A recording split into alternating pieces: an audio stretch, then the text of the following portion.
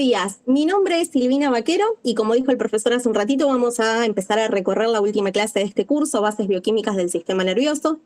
En la clase de hoy vamos a ver diagnóstico por imágenes.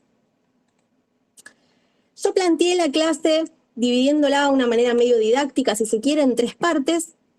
En una primera parte vamos a ver una brevísima introducción del estudio del sistema nervioso y vamos a ver los tres métodos de diagnóstico por imágenes que son más utilizados para estudiar el sistema nervioso, ya que brindan mayor información, mayor rédito, que son la tomografía computada, la resonancia magnética y la resonancia magnética funcional.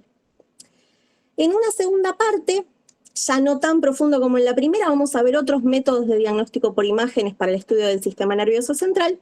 Y finalmente una tercera parte con dos métodos para estudiar el sistema nervioso periférico. Así que si me acompañan vamos a empezar con la introducción. Si nosotros tenemos que estudiar el sistema nervioso de un paciente, tenemos dos grandes pilares. Por supuesto vamos a dejar de lado la clínica, que sabemos que es soberana y que siempre va a estar mandatoria en todo esto, pero si queremos hacer un estudio más profundo, más allá de la clínica, de la semiología, podemos recurrir al análisis del líquido cefalorraquídeo. Esto nosotros ya lo aprendimos en la cuarta clase de este curso y vimos que podíamos hacer un análisis físico, químico, citológico, microbiológico, etc. Y nos brinda información más referida al metabolismo de la persona, más referida a, por ejemplo, si hay presencia de infecciones o cosas por el estilo. Y el otro gran pilar son las imágenes, y es en lo que nos vamos a centrar en la clase de hoy. Las imágenes permiten brindar información sobre la forma, el tamaño, la ubicación de diferentes estructuras, sean estas estructuras normales o no, ya que también nos va a informar, por ejemplo, la presencia de hemorragias, nos va a decir dónde hay una hemorragia, qué tamaño tiene, masas ocupantes, etc. Entonces, a partir de estos dos pilares uno puede estudiar más profundamente el sistema nervioso y en la clase de hoy vamos a ver diagnóstico por imágenes. Y para eso vamos a empezar con la tomografía computada. Este es un método no invasivo. Es rápido. Realizar una tomografía de cráneo demora aproximadamente 10 minutos. Es rápido si lo comparamos con la resonancia magnética que vamos a ver en un ratito. Pero tiene una gran contra, que es que utiliza radiación electromagnética, particularmente rayos X. Esto la vuelve un tanto compleja de utilizar, por ejemplo, en mujeres embarazadas, ya que sabemos que la radiación X tiene un efecto teratógeno, fundamentalmente en los primeros meses de gestación, por lo tanto no se podría realizar una tomografía a una mujer embarazada. Y además, esta radiación es muy elevada. Si nosotros comparamos la radiación que recibe un paciente al realizarse una radiografía y una tomografía, en la tomografía es aproximadamente 100 veces mayor. En algunos casos, no siempre, puede requerir el uso de contraste, y cuando se necesite, el más utilizado es el yodo. Una de las contras o uno de los problemas que tiene el yodo es su eliminación, que es renal. Entonces, si vamos a indicar una tomografía computada a un paciente que tenga algún problema como una insuficiencia renal, por ejemplo, vamos a tener que tener en cuenta el tiempo de depuración para regular la dosis. Y en cuanto al estudio del sistema nervioso, la tomografía es menos precisa para evaluar tejidos blandos si la comparamos con la resonancia magnética. Por lo tanto, la información provista por la tomografía no es tan exacta, tan precisa como la de la resonancia. En esta imagen vemos un tomógrafo a la izquierda y vemos que consiste en una estructura en forma de anillo con una camilla desplazable donde por supuesto va a ir colocado el paciente. Y el sector a estudiar debe quedar dentro de este anillo, el sector a estudiar del paciente, ¿no? Entonces, si vamos a hacer, por ejemplo, una tomografía de cráneo, esta camilla se va a desplazar hasta que el cráneo del paciente quede dentro de este anillo. Y nos va a proveer imágenes parecidas a estas. Acá vemos tomografías de cráneo tomadas a diferentes niveles. Vemos que nos brindan cierta información, no se ven demasiados detalles, y vemos imágenes en escala de grises, desde un blanco a un negro pasando por diferentes grises. Ahora vamos a ver qué es esto. Estos son las densidades, esas diferentes tonalidades, esos diferentes colores, en tomografía se denominan densidades y se miden en unidades Hounsfield, que se abrevia UH. Las unidades Hounsfield tienen un rango de más 1000 a menos 1000. Vale decir, existen 2000 unidades Hounsfield. Todo lo que esté del 0 hacia arriba, o sea, todo lo que tome valores positivos, se va a decir que es hiperdenso y va a tomar tonalidades de blanco. Mientras más cercano al más 1000 esté, más blanco va a ser. Aquellos tejidos que tengan una unidad Hounsfield de 0 van a ser isodensos, y aquellos que tengan valores negativos, o sea, de 0 a menos 1000, van a ser hipodensos y van a tomar diferentes tonalidades de negro. En este mismo gráfico a la derecha hay colocados algunas estructuras para que veamos más o menos qué densidades tienen. El hueso es hiperdenso y tiene densidades cercanas a 1000. Los tejidos blandos o el tejido adiposo están relativamente cerca del 0. Y vemos que los pulmones y el aire son negativos, y el aire, por ejemplo, tiene una densidad de menos 1000 unidades Hounsfield. Acá, estos valores no es para que se los sepan de memoria ni mucho menos, sino simplemente para que tengamos una idea a la hora de ver una tomografía y poder interpretarlo. En la tabla de la derecha voy a mencionar solo algunos ejemplos. El hueso vemos que tiene una densidad de más 100 a más 1000.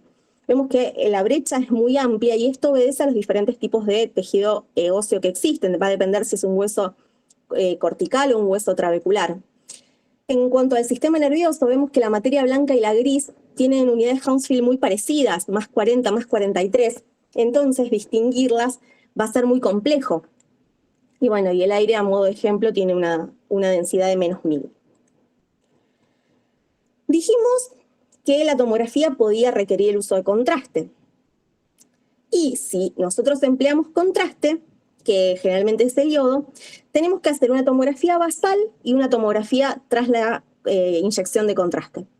Y vamos a ver la diferencia, vamos a ver qué tanto se modificó la estructura que nosotros estamos estudiando. Y entonces vamos a hablar de ganancia de densidades. Cuando no exista diferencia entre la tomografía precontraste y postcontraste, vamos a decir que no hay reforzamiento. Mientras que cuando exista una diferencia entre estas dos tomografías, vamos a hablar de que sí existe un reforzamiento, y dependiendo de su magnitud, este podrá ser leve, moderado o intenso.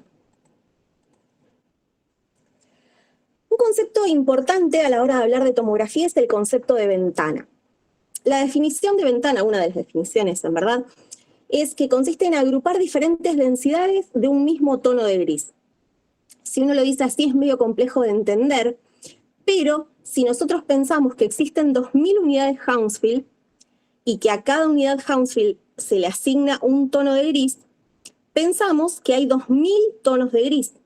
Esto para el ojo humano es indistinguible, uno no puede reconocer 2000 tonalidades de gris. Entonces para esto se creó este concepto de ventana. Y ahora vamos a ver un ejemplo. Cuando se necesita esto, el técnico va a aplicar lo que se llama selección de ventana, que le va a mostrar solo la parte de la información que él quiere estudiar. Supongamos un ejemplo. Yo quiero estudiar una estructura cuya densidad se encuentra entre menos 150 y más 50 unidades Hounsfield. O sea, yo voy a tener una ventana de 200 unidades. Entonces, yo programo el tomógrafo, el técnico en verdad programa el tomógrafo para que todo aquello que tenga una densidad mayor a más 50, que era mi límite superior, se va a ver con el mismo tono de blanco, bien blanco. Todo aquello que tenga una densidad menor a menos 150, que era el límite inferior que yo le había programado, se va a ver con el mismo tono de negro.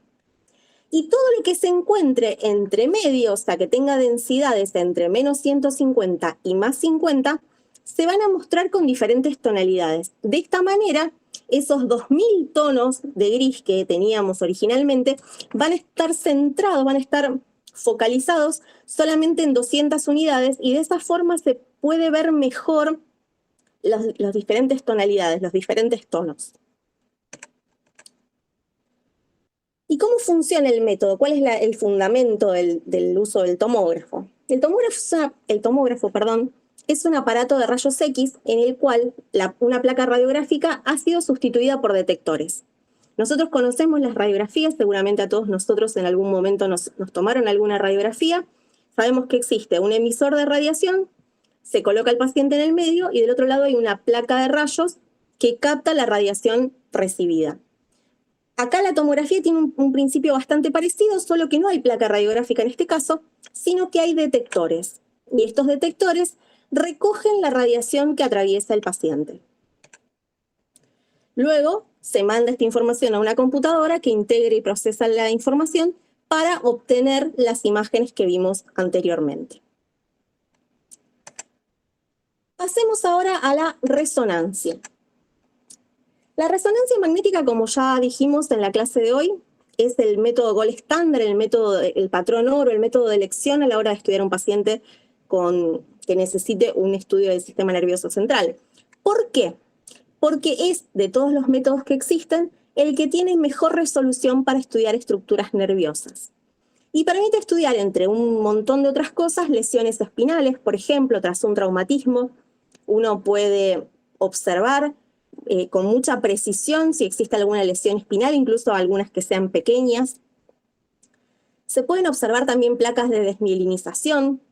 Existen, como ya sabemos, enfermedades desmielinizantes y entonces a través de resonancias uno puede evaluar la progresión de la enfermedad de un paciente. Una utilidad muy interesante es el estudio del edema cerebral, porque muestra información incluso en estadios subclínicos, o sea, antes de que el paciente presente síntomas de edema cerebral, por ejemplo, tras un traumatismo, si uno le realiza una resonancia ya va a poder ver la presencia de ese edema. También puede estudiar lesiones inflamatorias y una larga lista que engloben etcétera. La resonancia es un estudio seguro y es indoloro. No emplea radiación en este caso, pero sí utiliza un campo magnético y ondas de radio. Esto lo torna un poco más seguro que la resonancia en algunos casos, ya que al no utilizar radiación puede ser realizada en una mujer embarazada, incluso en el primer trimestre de gestación, pero emplea campo magnético, que ahora vamos a ver que tiene sí alguna contraindicación. Una de sus desventajas, si no la principal, es el tiempo. Habíamos dicho que una tomografía demora aproximadamente 10 minutos, una tomografía de cráneo. Una resonancia de cráneo demora entre 45 y 50 minutos. Esto hace que sea muy difícil su realización y que, por lo tanto, pueda requerirse sedación, porque durante esos 45 o 50 minutos el paciente debe permanecer inmóvil, ya que algún pequeño movimiento que pueda realizar puede generar algún artefacto que nos impida una correcta interpretación de las imágenes después. No es muy común, pero en caso de que se requiera contraste, el más empleado en este caso es el gadolínio. Dijimos que era más seguro, que se podía realizar en mujeres embarazadas y también dijimos que tenía alguna contraindicación. Esta es la contraindicación.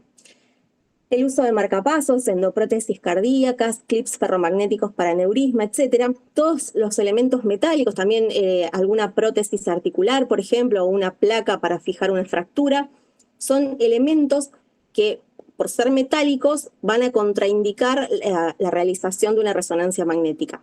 ¿Por qué? Porque gracias al mecanismo que utiliza la resonancia magnética para funcionar, estos elementos metálicos se pueden sobrecalentar, produciendo una lesión tisular local, o bien desplazarse por el campo magnético. Y, por ejemplo, en el caso de un clip ferromagnético para un aneurisma, si se corre de lugar, deja de tener el efecto deseado. Y además también puede sobrecalentarse, por supuesto. En esta imagen vemos dos resonadores. Vamos a centrarnos por un ratito en la imagen de la izquierda y vemos que a simple vista la estructura es muy parecida a la del tomógrafo.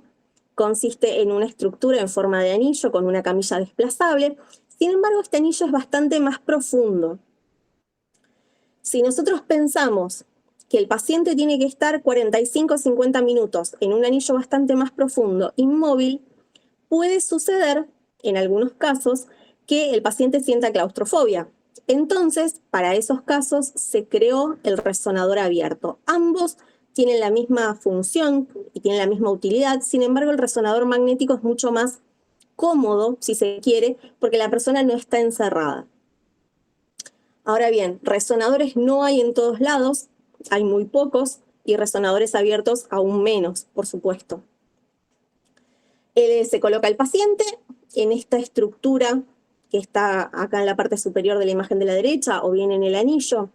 Se produce esa radiación magnética que habíamos dicho, ese campo magnético, que va a interactuar con los átomos de hidrógeno del paciente, ahora vamos a ver cómo, y va a generar las imágenes que después nosotros vamos a analizar, que son estas. Esta es una imagen de resonancia magnética. Si nos acordamos, recién cuando vimos la de tomografía no tenía tanto detalle, no mostraba tan fielmente las estructuras del sistema nervioso. Y si prestamos atención, pareciera como que una imagen es el negativo de la otra, como que tiene las mismas estructuras pero con diferentes colores. ¿Y por qué es esto? Porque las imágenes se pueden ponderar. Cuando hablamos de resonancia magnética, hacemos referencia a intensidades para referirnos a los colores. Y esas intensidades van a depender de la energía que absorben los núcleos de hidrógeno del organismo. Y estas intensidades son los colores que vimos recién y se pueden ponderar. Existen diferentes secuencias en resonancia magnética que nos muestran información comparativa, lo cual ayuda en muchísimos casos al diagnóstico de un montón de entidades. ¿Por qué? Acá volvemos a ver la imagen y yo les puse un cuadro comparativo entre las imágenes en T1 y en T2, que son las dos secuencias más utilizadas, no las únicas.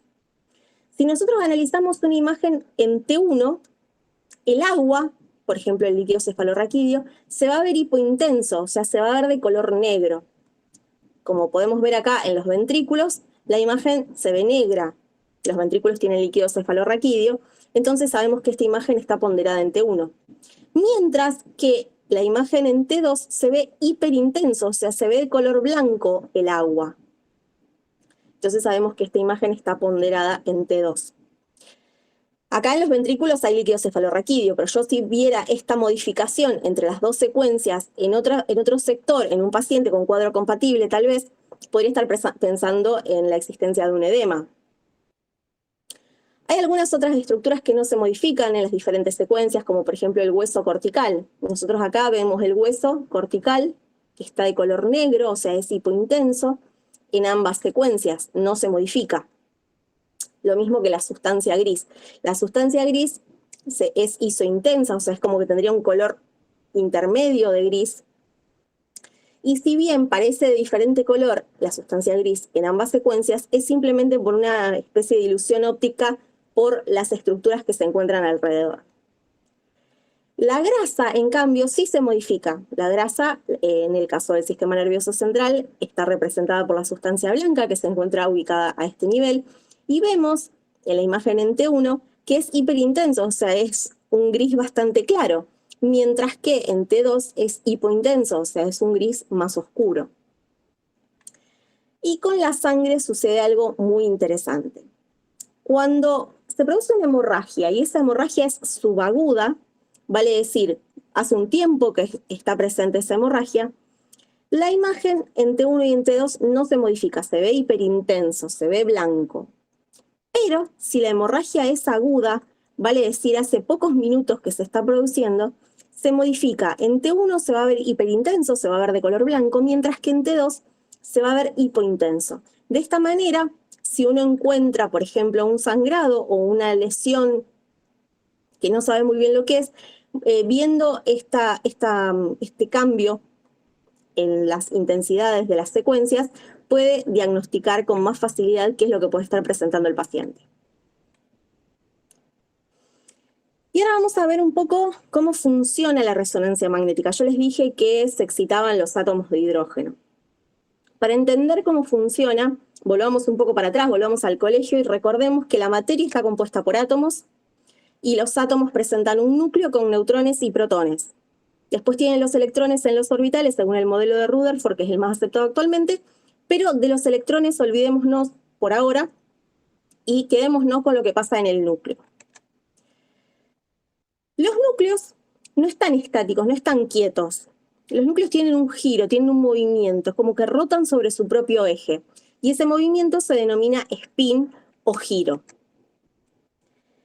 ¿Y por qué se usa el hidrógeno? Porque el hidrógeno naturalmente tiene un giro, tiene un spin con una magnitud particular que resulta útil para la obtención de la resonancia. O sea, quienes desarrollaron la resonancia magnética encontraron que el giro del hidrógeno les era de utilidad para realizar este estudio. Y los núcleos que tienen spin, que tienen ese giro, tienen algunas propiedades magnéticas que generan el movimiento. Normalmente el movimiento es aleatorio, el movimiento es anárquico, no tiene ningún sentido de circulación de nada. Como vemos acá, se mueven en todos los planos del espacio, normalmente. Sin embargo, cuando se le aplica un campo magnético externo, que es lo que sucede con la resonancia, esos giros se alinean y solamente giran en un sentido, como que se mueven hacia arriba y hacia abajo y no ya de manera aleatoria como lo hacían cuando ese campo magnético no estaba presente. Entonces, gracias a ese cambio del movimiento es que se generan las imágenes de la resonancia magnética, que por supuesto es interpretada por un software y crea las imágenes que después nosotros podemos analizar. Es bastante complejo el proceso por el cual se realiza la resonancia magnética. Traté de simplificarlo de la manera más clara que pude. Y acá, para terminar con tomografía y resonancia, les presento un cuadro comparativo de ambas técnicas. Son los dos métodos de diagnóstico por imágenes más usados para el estudio del sistema nervioso central. Una de las principales diferencias es el tiempo. La tomografía es rápida, mientras que la resonancia es bastante más lenta. La tomografía usa radiación electromagnética, mientras que la resonancia no. Recordemos esto en el caso de las mujeres embarazadas fundamentalmente. En cuanto al uso de contraste, que no siempre es necesario, de requerirse, en la tomografía se utiliza yodo, en la resonancia gadolinio. Esta que sigue es una diferencia quizá más semántica, simplemente de nombre. Cuando hacemos referencia a los tonos de gris de la tomografía hablamos de densidades, mientras que cuando estudiamos la resonancia lo hacemos con intensidades. En cuanto a las secuencias, la ponderación, ese cambio que podemos observar, en la tomografía no hay forma de hacerlo, mientras que en la resonancia sí. Esto es un punto muy a favor de la resonancia, ya que observar esos cambios de intensidades facilita muchísimo la interpretación de lo que estamos viendo. Y las principales contraindicaciones por el tema de la radiación es el embarazo en la tomografía computada y elementos metálicos en la resonancia por el campo magnético. Y bien, para terminar la primera parte, vamos a ver algunas palabras sobre resonancia magnética funcional. Este método se utiliza para localizar regiones funcionales. Vale decir, se hace una resonancia magnética, pero no evalúa estructuras anatómicas, morfológicamente hablando, sino que analiza qué áreas del cerebro funcionan con cada cosa que se realiza. Y presenta dos grandes campos de aplicación. Existen muchos otros, pero estos por lo menos es lo que yo encontré como los más importantes, que son la investigación básica de los procesos cognitivos y la distinción de la funcionalidad de las regiones cerebrales específicas. O sea, cuando uno realiza una resonancia magnética funcional, lo que quiere conocer es cómo funciona el cerebro en referencia a qué partes del cerebro se activan en cada momento. Y una de las principales utilidades que tiene más allá de la investigación es en la evaluación prequirúrgica. Cuando un paciente debe estar sometido a una cirugía que involucre su sistema nervioso central, es útil, si se dispone por supuesto, previamente realizar una resonancia magnética funcional para conocer específicamente qué zonas del cerebro se activan en determinadas situaciones y tratar de preservarlas al momento de realizar la cirugía. Y por supuesto existen otras funciones que se encuentran aún en estudio y desarrollo, ya que es un método relativamente nuevo. Acá vemos una imagen de un resonador magnético funcional. Si lo vemos a simple vista es muy similar a un resonador común. Y estas son las imágenes que nos muestran. Se pintan de diferentes colores por el software que los analiza, por supuesto. Por ejemplo, acá dice mano izquierda. Cuando el paciente mueve su mano izquierda se activa esta zona, que en diferentes cortes se ve acá y se ve acá. Cuando mueve su mano derecha lo hace en este sector. Y así se van realizando imágenes dependiendo de qué es lo que se le pide al paciente que haga. Y de esa forma se puede conocer con mucha más fidelidad, con mucha más precisión, las zonas del cerebro involucradas en cada situación. Las imágenes de resonancia magnética funcional, para intentar entender un poco el fundamento de la técnica, se basan en la premisa de que al producirse algún proceso mental, las neuronas requieren de una mayor cantidad de energía. Y esto es algo bastante obvio si se quiere, cuando una parte de nuestro organismo funciona más por algún motivo, va a necesitar más energía. Esa energía, en última instancia, va a ser provista por la sangre, que la sangre tiene hemoglobina. Si bien la hemoglobina no es la encargada de proveer la energía, la sangre lleva la energía a través de glucosa, oxígeno y diferentes nutrientes, y la sangre tiene hemoglobina. Como la sangre tiene hemoglobina, sabemos, o saben en realidad, que la hemoglobina tiene propiedades magnéticas que dependen de su unión con el oxígeno. Cuando la hemoglobina está unida fuertemente con el oxígeno, se denomina diamagnética y presenta una débil repulsión ante la existencia de un campo magnético. Mientras que cuando la hemoglobina no tiene oxígeno, se denomina paramagnética y tiene una susceptibilidad magnética positiva, se denomina. Quiere decir que es atraída hacia el campo magnético. Entonces, gracias a esta diferencia que presenta la hemoglobina cuando tiene y cuando no tiene oxígeno, y cómo se repele o se atrae al campo magnético, es que se pueden generar esas imágenes que nosotros vimos anteriormente. Bien, sigamos con la segunda parte de esta clase, en la cual vamos a ver otros métodos de diagnóstico por imágenes para el estudio del sistema nervioso central. En este caso vamos a ver varios métodos, un poco más rápido, no vamos a profundizar tanto en cada uno de ellos, porque los tres métodos principales son los que estudiamos en la primera parte y en los cuales consideré necesario profundizar más. Vamos a ver, por ejemplo, la radiografía simple.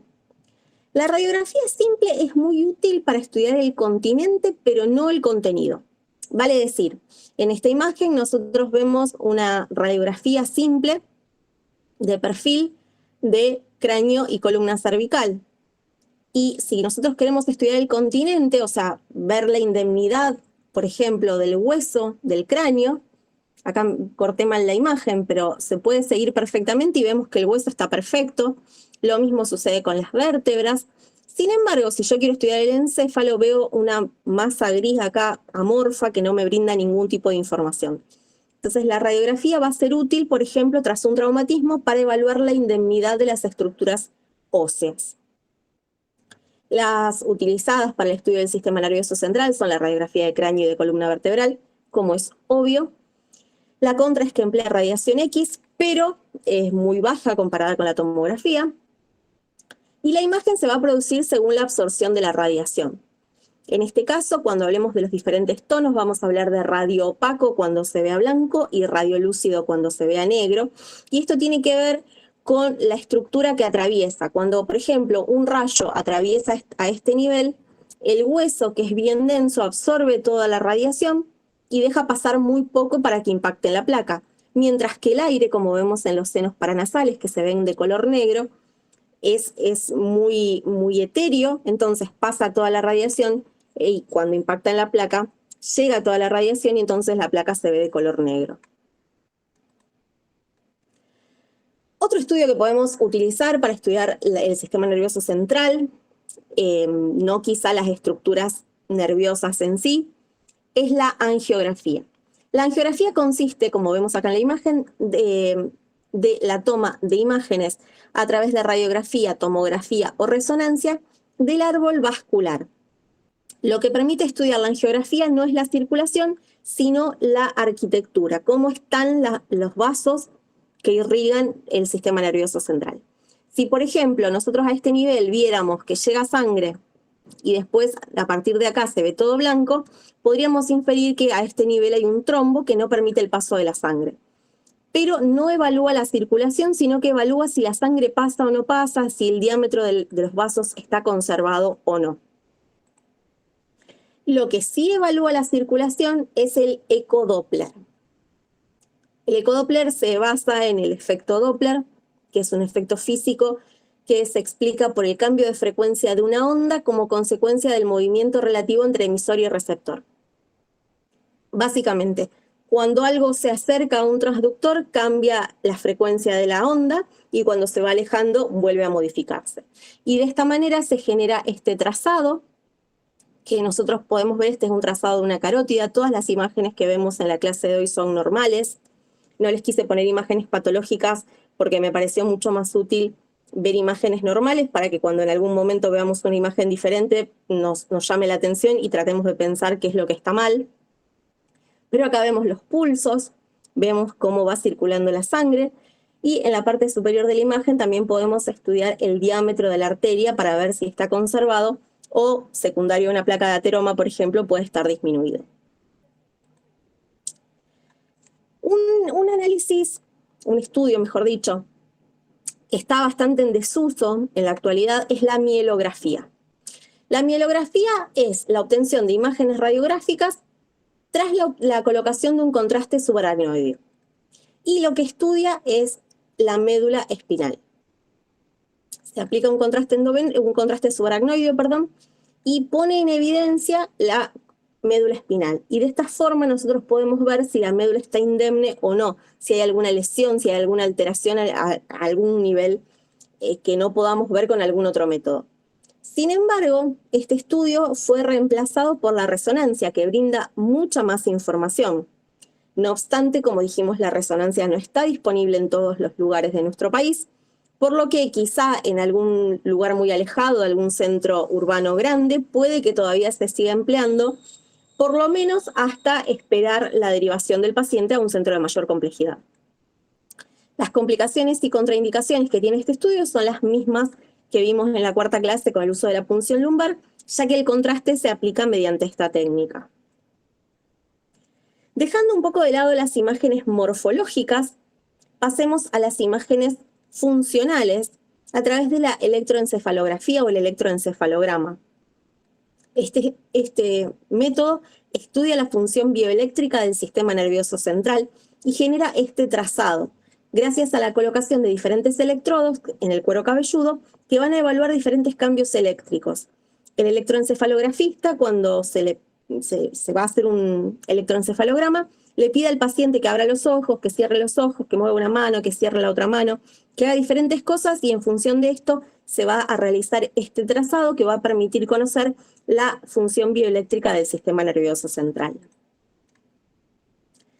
Adentrándonos un poquito en la medicina nuclear, tenemos dos grandes métodos: la tomografía por emisión de positrones, que también se denomina PET, que emplea radiosondas o radiofármacos, que en el caso del PET el más común es la fluorodesoxiglucosa, que capta la radiación emitida desde el interior del organismo y genera esta imagen.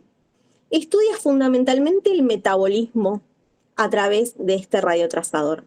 ¿Y cómo se interpreta? Cuando veamos zonas rojas o anaranjadas fuertes, es un sector metabólicamente muy activo, mientras que cuando veamos zonas azules, como por ejemplo en la periferia, el metabolismo es muy bajo. De esta manera, esta es un PET normal, vemos que hay zonas rojas, pero si por ejemplo nosotros encontráramos una imagen roja a este nivel, podríamos estar infiriendo en la existencia de un tumor, que es para lo que más se estudia. En general se usa para el diagnóstico de cáncer.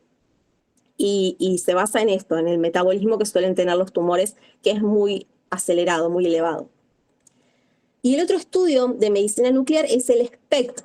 En este caso lo que valora es la perfusión mediante imágenes tomográficas, y también requiere de radiotrazadores o radiofármacos, pero en este caso tiene la particularidad de requerir que atraviesen la barrera hematoencefálica.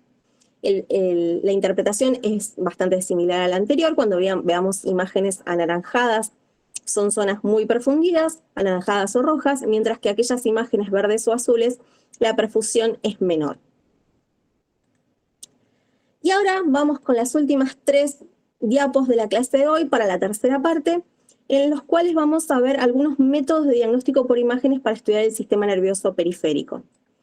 Si bien la gran mayoría de la clase se centró en el estudio del sistema nervioso central, porque la prevalencia de enfermedades y la gravedad que se asocia es mayor en el sistema nervioso central, no debemos olvidarnos que existe un sistema nervioso periférico que puede tener alteraciones y que existen algunos métodos, para su estudio. Por ejemplo, la electromiografía.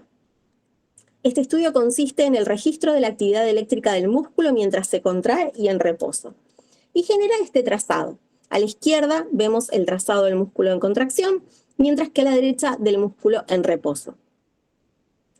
Y sirve para diagnosticar causas de debilidad neuromuscular. cuando un paciente tenga una debilidad neuromuscular, este es un buen método para realizar, aunque es invasivo, no es demasiado cruento, y permite conocer si proviene de alguna alteración nerviosa, muscular o bien de la unión neuromuscular, dependiendo de la información que nos brinde este trazado. Y el estudio de la conducción nerviosa, que consiste en la estimulación de un nervio periférico con choques eléctricos, se estimula el nervio y se cuenta el tiempo con este trazado que tarda hasta que inicia la contracción. Ese tiempo puede ser normal o puede estar disminuido. En el caso de que esté disminuido, por ejemplo, podemos pensar en una enfermedad desmielinizante. Nosotros sabemos que la mielina acelera el tiempo de conducción nerviosa, por lo tanto, si ese tiempo de conducción está disminuido, podemos, por supuesto dentro de un contexto del paciente que lo justifique, pensar en una enfermedad desmielinizante. Y a modo de resumen, recordarles que existen múltiples métodos de diagnóstico por imágenes, que la clínica siempre va a ser soberana y que nosotros no tenemos ningún derecho de pedirle al paciente todo lo que se nos ocurra o todo lo que tenemos a nuestro alcance, porque hay una máxima en medicina que dice que el que no sabe lo que busca no entiende lo que encuentra. Entonces, simplemente veamos a nuestro paciente, pensemos en algún diagnóstico y simplemente orientémoslo o guiémoslo o ayudémonos con las imágenes, pero nunca tiene que ser el centro de nuestro diagnóstico. Solo me queda agradecerles la presencia, la atención, un especial agradecimiento, por supuesto, al doctor Rigali que me invitó a dar esta clase, y acá les dejo mi correo electrónico por cualquier duda que les surja cuando esté estudiando el tema. Muchas gracias.